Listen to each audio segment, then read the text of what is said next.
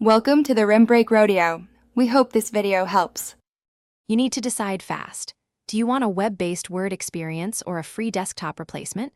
First, confirm your PC meets basic requirements and backup important. docx files.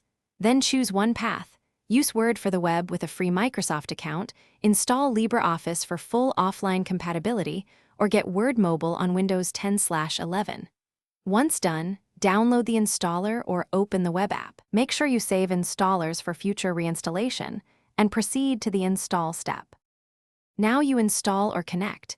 If you pick LibreOffice, run the installer, pick Custom to include writer and compatibility extensions, and associate. docx files. If you chose Office Online, sign into your Microsoft account and link OneDrive so you can open and save documents seamlessly. For Word Mobile, install through the Microsoft Store, then test opening local files. Make sure to update any compatibility packs and enable autosave where available, because that prevents lost edits and keeps your workflow smooth as you finish by setting your default app for docx and exporting custom templates so your layout stays consistent. You should verify fonts, margins, and track changes match the original Word documents, adjust styles, or embed fonts if needed. Once everything looks right, enable regular backups or sync to OneDrive for safety.